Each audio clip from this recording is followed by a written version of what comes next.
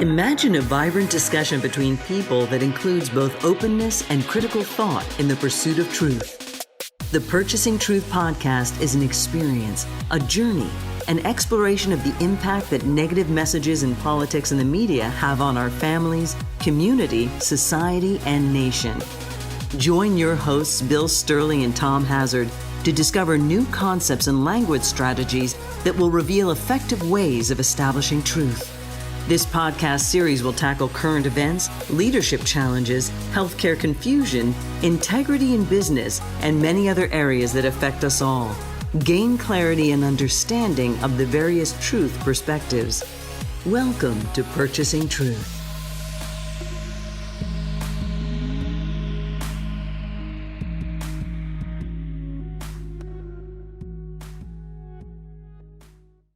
Hey everyone, welcome back to Purchasing Truth. I'm Tom Hazard, along with your host, Bill Stierle. And you know, Bill, I really felt like, should we talk about this subject today or should we not? I mean, because it's something we've covered before. It has, yeah. But it's so in our faces right now as a nation in our heightened state of awareness for any kind of racial injustice and all the protests in the wake of George Floyd's death and other things that I feel like we have to talk about it. And yeah, how do you feel? I mean, and then we're talking about the incident in Aurora, Colorado, where this family was stopped in their vehicle because the police suspected it was stolen. And the treatment of that family in the process, I mean, it's just horrific what took place. Yeah, I feel sad and disheartened as most people who watch the video, even shocked and unsettled. We could really empathize with how terrified the family felt while, being treated and asked to do the things they were doing. The sadness and the frustration that, all our emotions get mixed up around this is because so many of our needs are not being met by this experience. No one wants to see it. No one wants to live through it. The police officers don't want to deal with it later, yet regrettably they're being trained or being focused or being amped up in this way in order for them to follow the rules and guidelines of this type of arrest. None of those things justify what we observed. It's exasperating, and that you can hear the exasperation in my voice. Going like, can the police have perspective? Well, not if they're following a rule or procedure, they can't.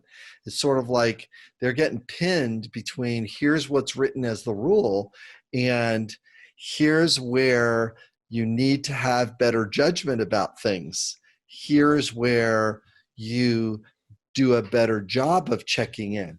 Yes, protect yourself.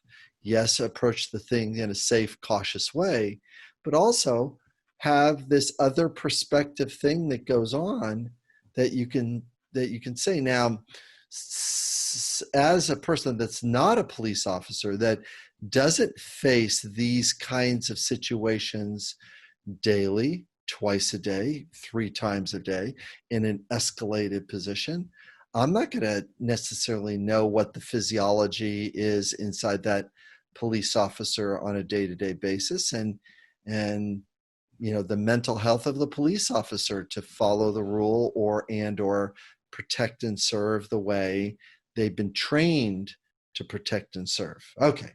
So getting off the monologue, you can see this show is really about perspective.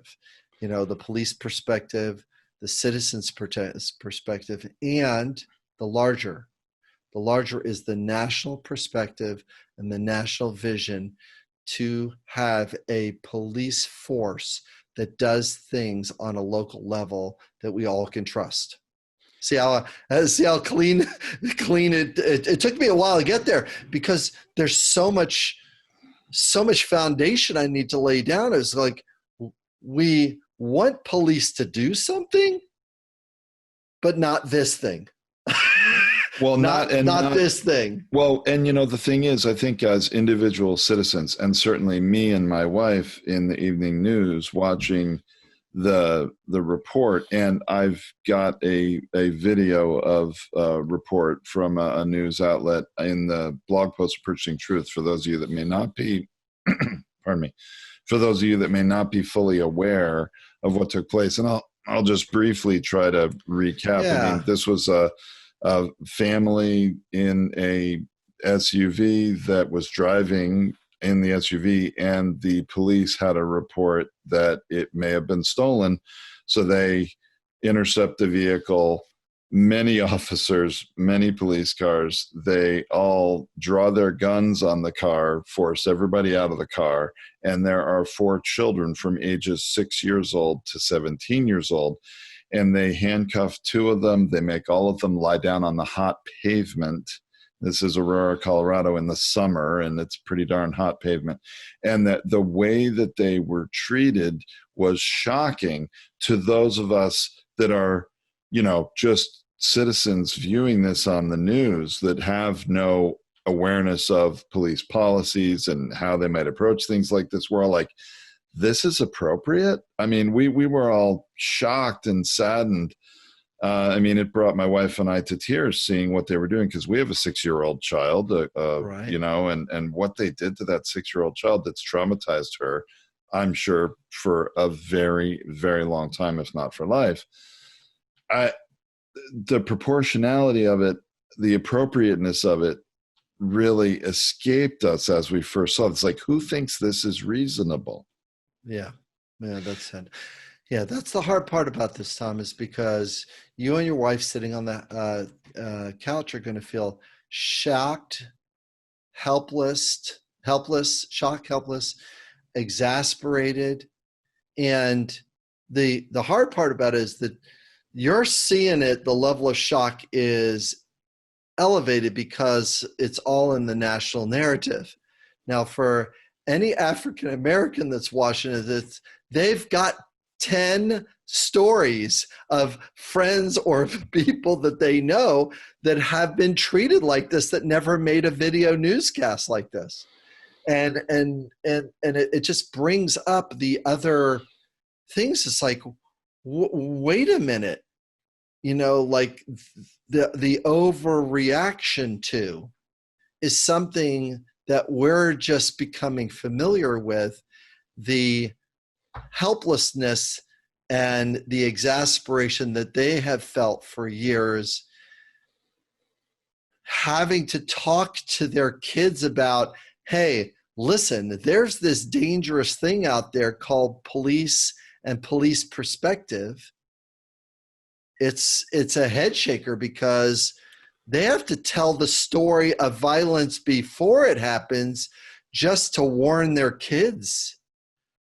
And if the story's not told that way, it's dangerous for them. Now, as you see, my voice kind of squeaks up there, because that's the exasperation feeling out around things like safety and integrity, and what do we stand for as a nation for policing? What do police protocols look like? What does police training look like? What's the difference between, a war zone and a city?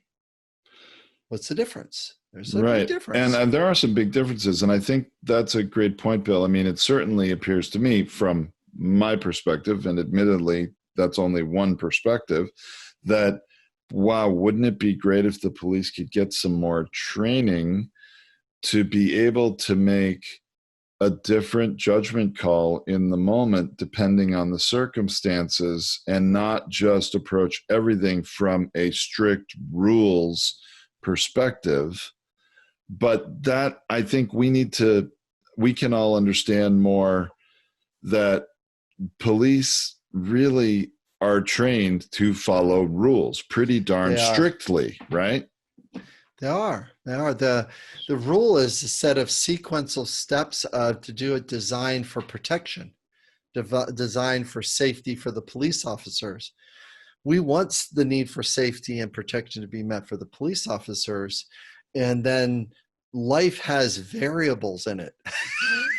I mean, it's a kind of a weird thing to say, but life has variables in it. Now, if this narrative go like, oh, we need to understand the police perspective, an African American that's listening to this is going like, hey, how about our perspective? And that's what you and I are actually talking about, is how about their perspective? If they're not being treated equal with equanimity, fairness, assumption of assumption of innocence, and there's got to be the person you're pulling over is assumed to be innocent until they're in the court of law, right? Well, the need for safety and protection has a range that it goes to, and training police officers to have an emotional range is something that's important. But there's also, and we could talk about this, is that what is it like to be in that position and going like, okay, I need to use my words and I need to talk through this.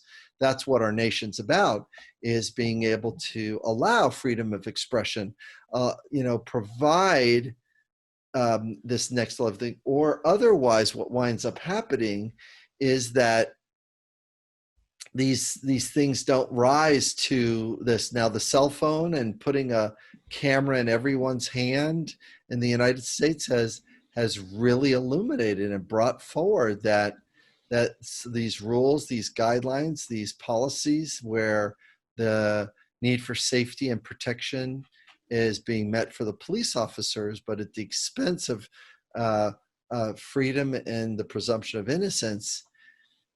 We've got a little bit of work there to do to adjust both of our perspectives. And boy, that's a very tricky needle to thread, isn't it? I mean, if you're the police, and especially if you are the police chief in charge of all of these officers, and you're training them to do their jobs to protect themselves, you've also got to train them to be protecting the citizens and mindful of these things. That's a very, very tricky situation. And one of the things that's in this video report, which, you can see on purchasingtruth.com in the blog post, is that, the police chief in Aurora, who's only been on the job for 7 months, remember that there was another incident with another person who died, after being arrested by the police, and I forget his name, but actually it's mentioned in the video,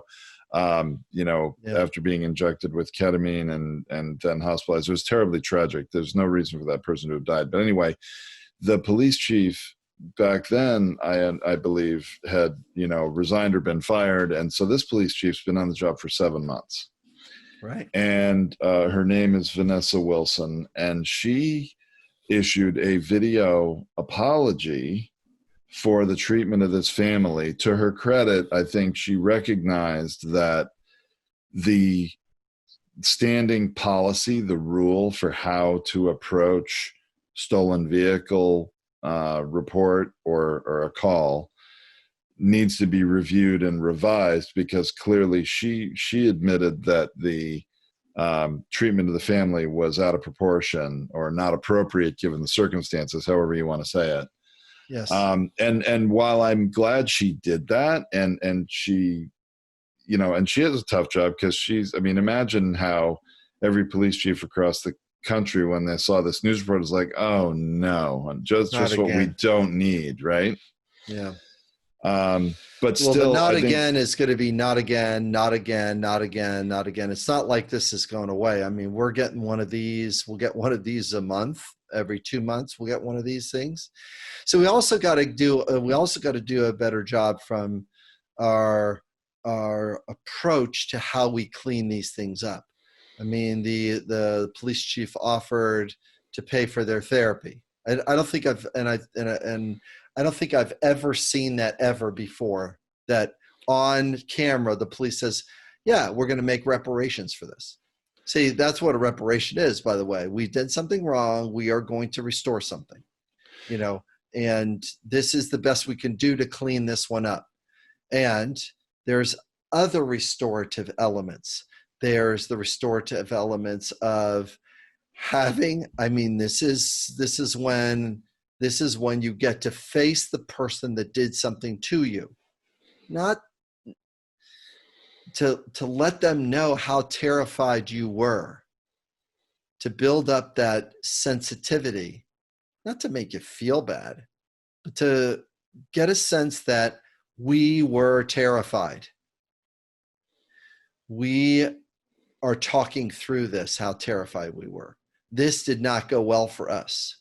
This is what was happening to us. We were joyous in a car, driving to get a spa day to get our nails done. That's what they were doing. They were going for I didn't remember that. Thank you, Bill. A moment. They were going for a moment of restoration and self-care. And then they get this inserted in that. Oh my gosh, those children are going to be afraid to ever get in the car to drive anywhere again for a long time. They go to get their nails met. It's our human body is very soft. We are very sensitive. We don't just put in the past. Oh, our bad. This is not that level of our bad. This is 8, 9, 10 terrible. This is not 1, 2, 3. It's a disappointment. This is not a disappointment. This is not a level 5. This is a level 8, 9, and 10 clean up. You got to clean up the mess. And our society now has moved to, when something like this happens, we're not getting your attention at 8, 9, and 10. You're treating like this is like a 4 or 5 or 2. I'm going to burn down your police station so you hear how bad this is. See, and media is not really getting the perspective about how bad it is. It's this bad, everybody. It's this bad. The police station being burnt down is about the level of trauma and violence that has happened to us, our community, because of our race. That's the way we've got to think about this police perspective. We need to think about it in that framing of things. See, my body's even getting worked up. It's getting worked up because it's starting to get the proportionality of it. Because I'm talking about it as if I'm them. Because I am them. Because I have the same set of needs. Justice, fairness, equanimity, presumption under the law, innocent until proven guilty. Sure, but what you and I do not have in common with these people is we are not Black. We do not have that kind of experience and perspective. On a day-to-day basis. Right. They're born and they got it. We don't get that day-to-day. They do. Well, and I think this is speculation, but I personally feel that when the police stopped this vehicle, had it been 4 white people in the car, I wonder if they would have approached it differently. It's really sad to say, but I suspect they may not have treated those people quite the same way. It's very disappointing. I feel sad. I completely feel completely sad about that. Because you just wouldn't see that. You've never see that there's no equanimity there. There's no, it's like, we don't see any image like that because they don't do an image like that. So the thing I feel terrified too about, and I feel deeply even sad to even talk about, because this is when it becomes personal, is that my stepdaughter, my daughter is African American. And so when she tells me the stories about what people say to her and the way police treat her and things like that, I'm going like, really? Because it's completely out of my view. Well, we have no experience or perspective on that, right? No, completely out of it. How could and we're we're warming up to, and we're getting to a place of going like, this is, this is something that needs to be faced. Now, the cleanup work that needs to be done is, what does safety and service to the community look like? And how can the rules be written that way? How can the police get the protection that they need through the procedures that they follow? How can the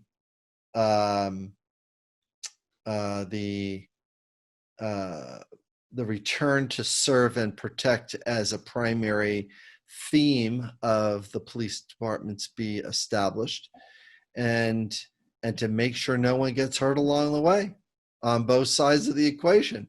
No one gets hurt and things don't get escalated. It's kind of a strange thing, but Tom, as you and I both have kids, we land on a very simple sentence: use your words. Use your words to describe how, use your words, use your words. Talk about how upset you are, use your words, instead of managing emotions through suppression or through certain policies. And, this is the way to do this. This is the way people are, arrested. This is the way that this is handled. Well, and you can understand why this type of incident would enrage an entire community, and that you might be concerned about them coming to burn the police station down. And I do think that concern has a lot to do with why Vanessa Wilson, issued that video statement, that apology, and offering to pay for the family's therapy. And while those were very good steps, I still think she could have done a better job if she had some training to, bring a little more empathy to the family. Yeah. And I'm not saying she did a horrible job. She did a good job, better than most, I think. Better than most. I mean, better than most. And, you got a sense that she was going to do something about it. Yeah. So that's called the good news. The challenge is when people that are in that bubble try to fix the problem that's outside the bubble that they're in. They're just moving some small things around instead of going like, okay, how are we going to really, really handle this? How are we going to train in a broader perspective so that our police officers have more tools and more skills when the moment is taking place? How does that level of training take place?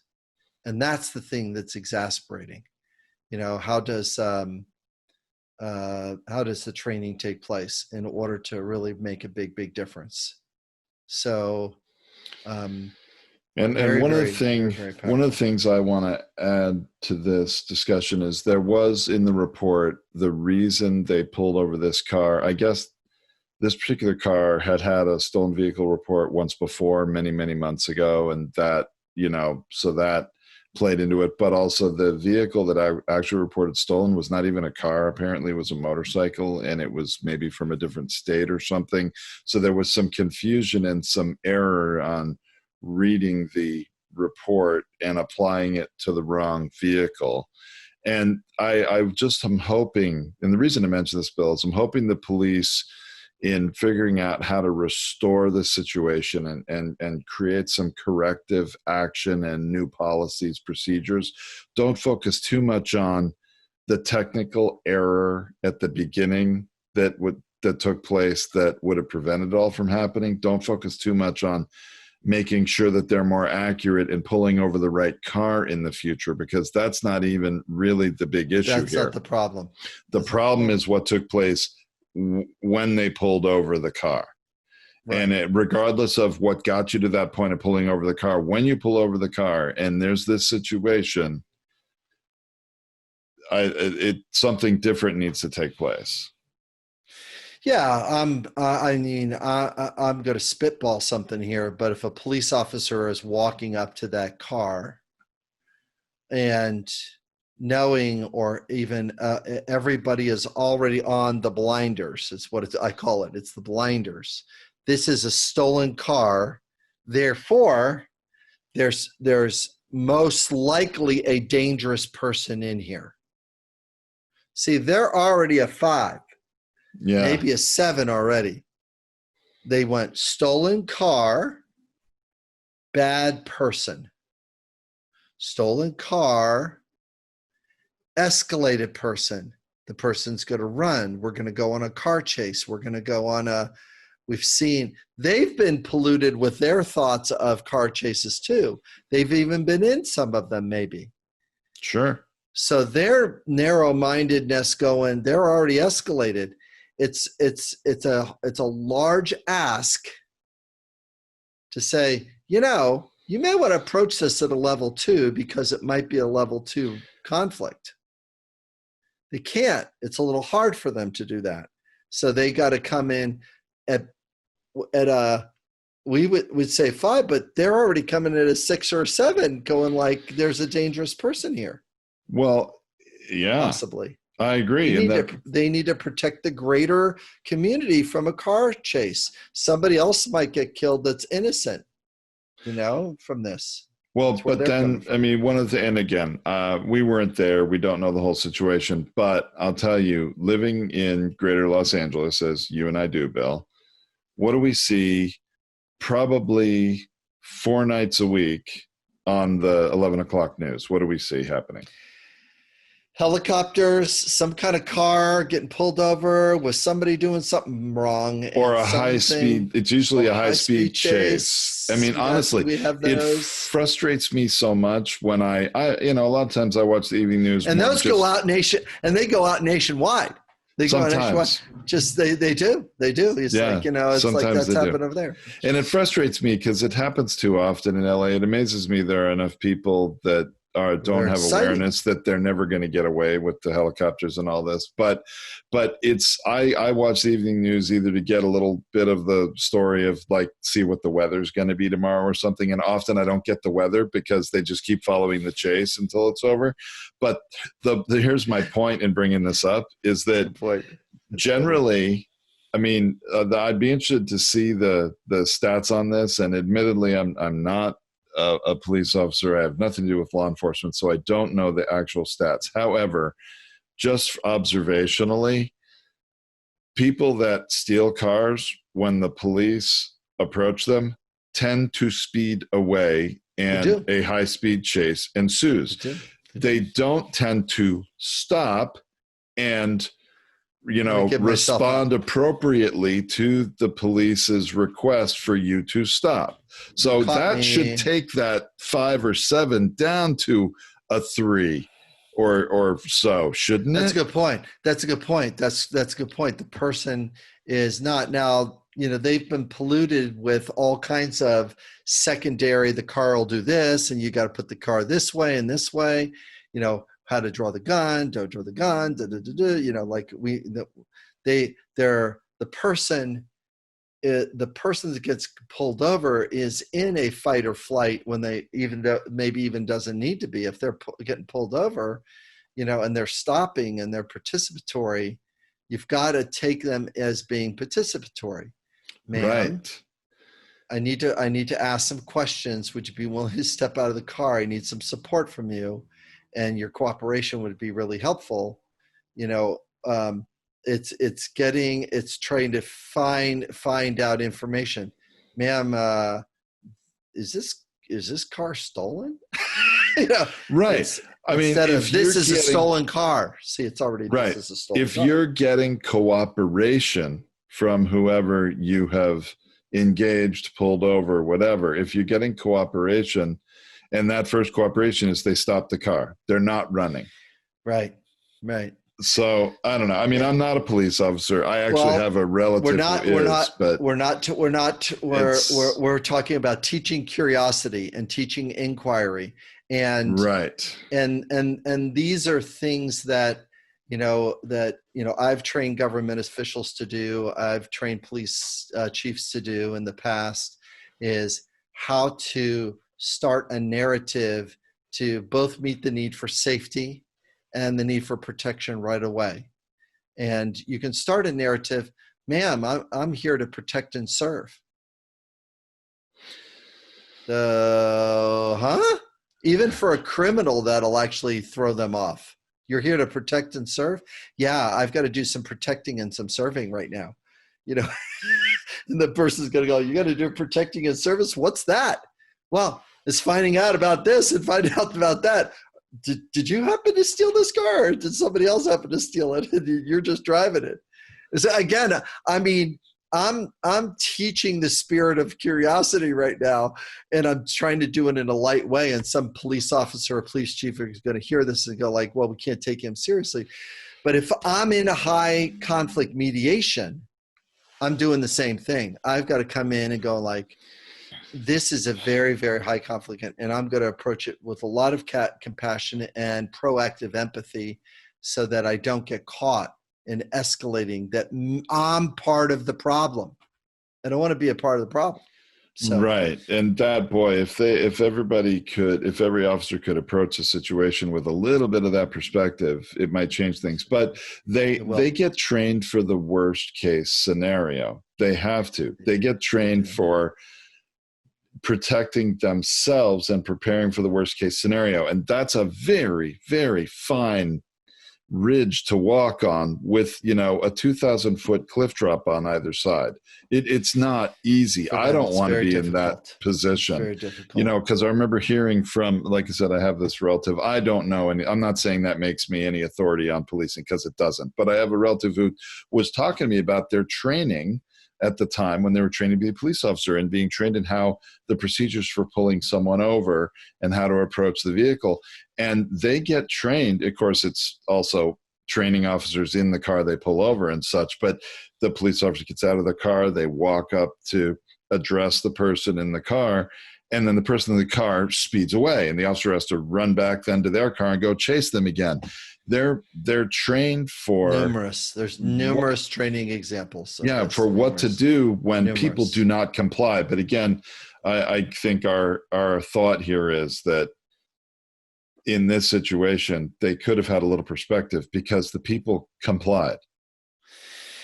Yeah, I think, to really kind of stick the landing on this experience, because we want to know that all of our listeners to know that a police perspective through training and through things, the African American experience, as well as a person of color getting pulled over, listening to the two of us talk about this, we cannot understand the level of repetitive stories and experiences that both the police officers have had, as well as the person of color has had. The repetitive things. That volume of things is something that needs to be worked into this conversation. That's where the truth is. The truth is there's been repetitive experiences on both sides in regards to this, and there is a disproportionality between training and experiences between citizens and race. And we just got to be honest about that truth. And there's no equality when you're the person that's having it happen to you. It is you and your community. And it's you as a police officer having had these X number of dangerous experiences happen during a week, and then going and then tilting, and having an overreactive moment.